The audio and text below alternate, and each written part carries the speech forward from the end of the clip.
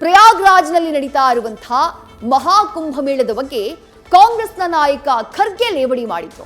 ಇದೀಗ ಅದೇ ಪಕ್ಷದ ಪ್ರಭಾವಿ ನಾಯಕ ಕರ್ನಾಟಕದ ಡಿಸಿಎಂ ಡಿಕೆಶಿ ಮಹಾಕುಂಭಮೇಳದಲ್ಲಿ ಪುಣ್ಯ ಸ್ನಾನವನ್ನ ಮಾಡಿದ್ದಾರೆ. ಪತ್ನಿ ಸಮೇತ ಪ್ರಯಾಗ್ರಾಜ್ಗೆ ತೆರಳಿದಂತಹ ಡಿಕೆಶಿ ಗಂಗೆಯಲ್ಲಿ ಮಿಂದೆದ್ದಿದ್ದಾರೆ.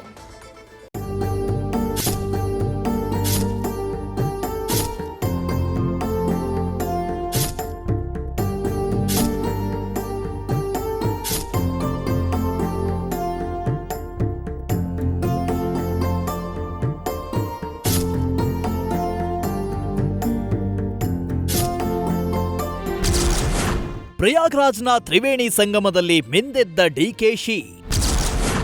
ಮಹಾಕುಂಭಮೇಳದಲ್ಲಿ ಕರ್ನಾಟಕ ಡಿಸಿಎಂ ಪುಣ್ಯ ಸ್ನಾನ.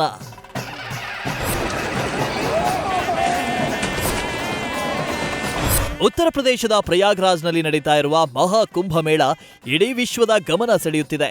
144 ವರ್ಷಗಳ ಬಳಿಕ ನಡೆಯುತ್ತಿರುವ ಮಹಾಕುಂಭಮೇಳದಲ್ಲಿ ಪುಣ್ಯ ಸ್ನಾನ ಮಾಡಲು ಕೇವಲ ಭಾರತೀಯರು ಮಾತ್ರವಲ್ಲ, ವಿಶ್ವದ ಮೂಲೆ ಮೂಲೆಯಿಂದ ಜನರು ಬಂದು ಗಂಗೆಯಲ್ಲಿ ಮಿಂದು ಪಾವನರಾಗ್ತಿದ್ದಾರೆ. ಪ್ರಧಾನಿ ಮೋದಿ, ಕೇಂದ್ರ ಗೃಹ ಸಚಿವ ಅಮಿತ್ ಶಾ ಸೇರಿದಂತೆ ರಾಜಕೀಯ ಗಣ್ಯರು, ಸೆಲೆಬ್ರಿಟಿಗಳು, ಸಾಧು ಸಂತರು, ಜನಸಾಮಾನ್ಯರು ಸೇರಿದಂತೆ 42 ಕೋಟಿಗೂ ಅಧಿಕ ಜನರು ತ್ರಿವೇಣಿ ಸಂಗಮದಲ್ಲಿ ಮಿಂದೆದ್ದಿದ್ದಾರೆ. ಇತ್ತೀಚೆಗೆ ಎಐಸಿಸಿ ಅಧ್ಯಕ್ಷ ಮಲ್ಲಿಕಾರ್ಜುನ್ ಖರ್ಗೆ ಮಹಾಕುಂಭಮೇಳದ ಪುಣ್ಯ ಸ್ನಾನದ ಬಗ್ಗೆ ನಾಲಿಗೆ ಹರಿಬಿಟ್ಟಿದ್ರು. ಗಂಗೆಯಲ್ಲಿ ಮುಳುಗಿದ ಕೂಡಲೇ ಬಡತನ ನಿರ್ಮೂಲನೆ ಆಗುತ್ತಾ ಅಂತ ಟೀಕಿಸಿದ್ರು.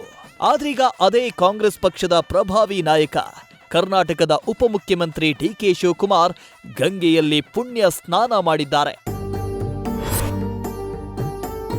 ಉತ್ತರ ಪ್ರದೇಶ ಸರ್ಕಾರ ಸಚಿವರು ಬೆಂಗಳೂರಿಗೆ ಬಂದು ಆಹ್ವಾನ ನೀಡಿದ ಹಿನ್ನೆಲೆಯಲ್ಲಿ ಡಿಸಿಎಂ ಡಿಕೆ ಶಿವಕುಮಾರ್ ಪತ್ನಿ ಸಮೇತ ಮುಂಜಾನೆ ಪ್ರಯಾಗ್ರಾಜ್ನತ್ತ ಪ್ರಯಾಣ ಬೆಳೆಸಿದ್ರು.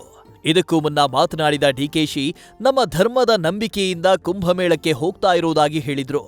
ಈಗಾಗಲೇ ಡಿಕೆ ಶಿವಕುಮಾರ್ ಪುತ್ರಿ 2 ದಿನಗಳ ಹಿಂದೆಯೇ ಕುಂಭಮೇಳದಲ್ಲಿ ಪುಣ್ಯ ಸ್ನಾನ ಮಾಡಿದ್ದಾರೆ. ಇಂದು ಪತ್ನಿ ಸಮೇತ ಪ್ರಯಾಗ್ರಾಜ್ಗೆ ಬಂದಿಳಿದ ಡಿಸಿಎಂ ಡಿಕೆ ಶಿವಕುಮಾರ್ರನ್ನ ಉತ್ತರ ಪ್ರದೇಶ ಕೈಗಾರಿಕೆ ಸಚಿವ ನಂದಗೋಪಾಲ ಗುಪ್ತಾ ಸ್ವಾಗತಿಸಿದ್ರು. ಬಳಿಕ ವಿವಿಐಪಿಗಳಿಗೆ ನಿಗದಿ ಮಾಡಿದ ಸ್ಥಳದಲ್ಲಿ ಡಿಸಿಎಂ ಡಿಕೆ ಶಿವಕುಮಾರ್ ಪುಣ್ಯ ಸ್ನಾನವನ್ನ ಮಾಡಿದ್ರು.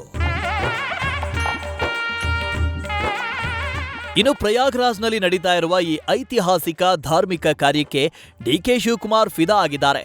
ಗಂಗಾ, ಯಮುನಾ, ಸರಸ್ವತಿ ನದಿಗಳ ತ್ರಿವೇಣಿ ಸಂಗಮದಲ್ಲಿ ಪುಣ್ಯ ಸ್ನಾನ ಮಾಡಿದ್ದು ಅದ್ಭುತ ಅನುಭವ ಕೊಟ್ಟಿದೆ ಅಂತ ವಿವರಿಸಿದ್ದಾರೆ. ದಿಸ್ ಗಂಗಾ, ಯಮುನಾ,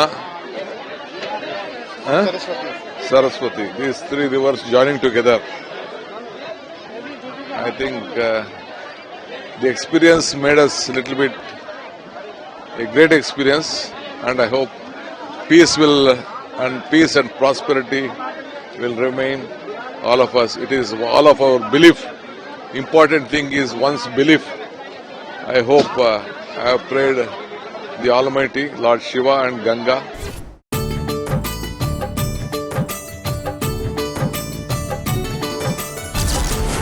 ಅಪಘಾತದಲ್ಲಿ ಮೃತಪಟ್ಟಿದ್ದ ಬೆಳಗಾವಿಯ 4 ಮೃತದೇಹ ಆಗಮನ.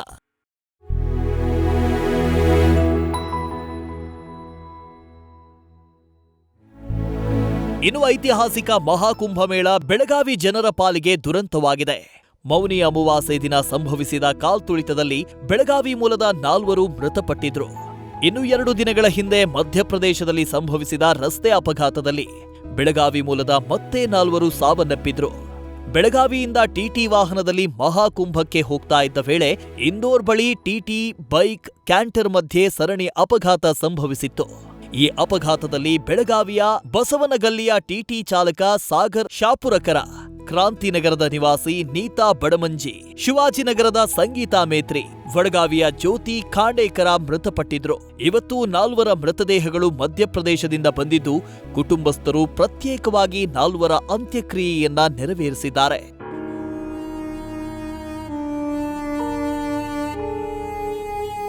ಇನ್ನು ಈ ಅಪಘಾತದಲ್ಲಿ ಬೆಳಗಾವಿಯ 14 ಜನರು ಗಾಯಗೊಂಡಿದ್ದು ಆಸ್ಪತ್ರೆಯಲ್ಲಿ ಚಿಕಿತ್ಸೆ ಮುಂದುವರೆದಿದೆ. ಸದ್ಯ ಎಲ್ಲರೂ ಚೇತರಿಸಿಕೊಳ್ತಾ ಇದ್ದಾರೆ ಎನ್ನಲಾಗಿದೆ.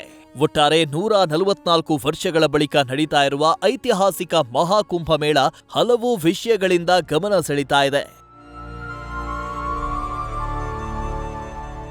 News first bureau. News first ನಿರ್ಭೀತಿಯಿಂದ ನಿಮ್ಮ ಪರವಾಗಿ.